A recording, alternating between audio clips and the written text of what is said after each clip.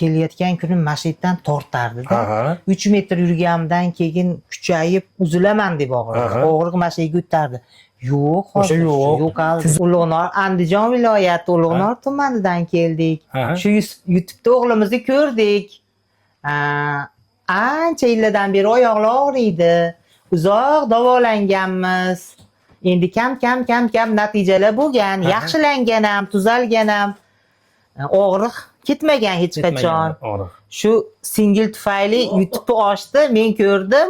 Farg'onaga bordik istab. Tomografiya qildirdik. Mana nima edi? Rentgen qildirdik. Bu bola bilan suhbatlashdik. Kasallik tarixlarimiz bilan tanishdi. O'zimizda ketayotgan jarayonlarni aytdik, suhbatlashdik. Shu yerda tavsiya qildi, mana kelib davolanyapmiz. Juda ham. Bugun nechinchi kun Hojona? 9-kun. 9-kun. Mana Hojonamiz Andijondan keldingiz. Mana ikkita dugonashga. Bu o'sha suhbatimizda men ta'rifladim sizlarni. Xo'p. Bosh oyoq kapitanni remont qilamiz deb aytdik. Mana hozir bosh oyoq bo'lyapti. Endi sizda bo'layotgan asosiy holat, mana e'tibor qilgan bo'lsangiz Hojona, mana e'tibor qilamiz. Ikkala tizza bo'g'imida ham deformatsiyalangan, ya'ni shakli o'zgargan tizza bo'g'imidagi tog'aylarda yemirilishi osteoartroz deyiladi mana. Shakli o'zgarib ketgan. Kasalimiz osteoartroz. Osteoartroz kasalligi buni 4 ta bosqichi bo'ladi. Sizdagi bosqichini 3-4-bosqich deb qo'yganmiz. Endi mana yozyapti, kommentlarda yozishyaptiki, qanaqa qilib davolayapsizlar 3-4-bosqichini? Unga sun'iy bo'g'im qo'yish kerak-ku deyilyapti-yu, sun'iy bo'g'im qo'yish kerak. O'zingizga ham aytishgan bo'lsa kerak menimcha. Biz o'sha ham davolovchi mutaxassis sifatida, ham tizza bo'g'imiga protez qo'yadigan mutaxassis sifatida siz bilan suhbatlashda aytdik. Hojona, sizni ko'nglingiz nimani xohlayapti deganimda nima dedingiz? Davo dedimda. Davolanaman deb aytdingiz.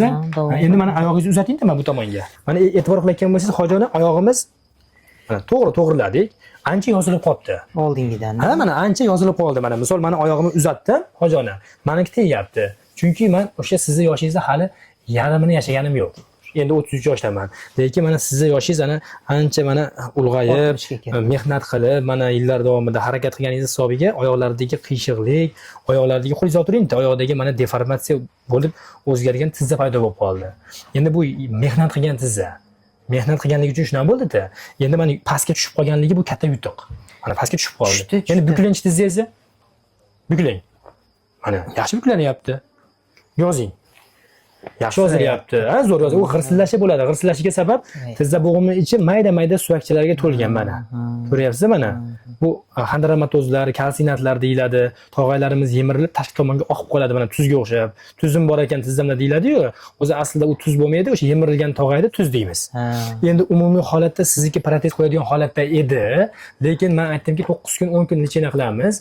Bu o'zgarish, lechenaning o'zgarishi zo'r o'zgarish bo'lsa, protez haqida o'ylamaysiz. Orada dori-darmon olib turasiz, fizlechina olib turasiz, tizza bo'g'imingizga o'sha kislorodni jo'natib turamiz. Bo'g'im kengayib oziqlanib turadi. Belimiz ham rosa xizmat qilgan. 5-bel, 4-bel, 4-bel bilan 3-bel umurtqamiz orasidagi disklarimiz ezilib qolgan mana. Suvaylarimiz o'ydim-chuqdim bo'lib qolgan. Ashi joyidagi suvayimiz umumiy holati 70% sog'lom, 30% yilib ketib qolgan.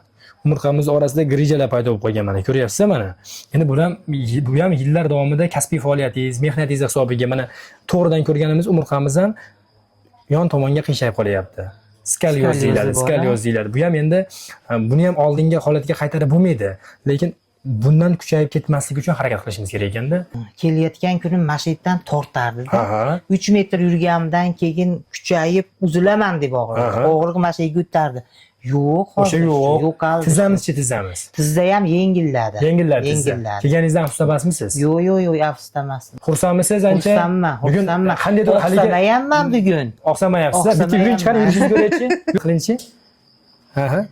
Yaxshi. Bunday qilib borib kelayotgandim-da, boshida kelganingizda. Hozir bu holatlar yo'q. Endi tekis yuryapman.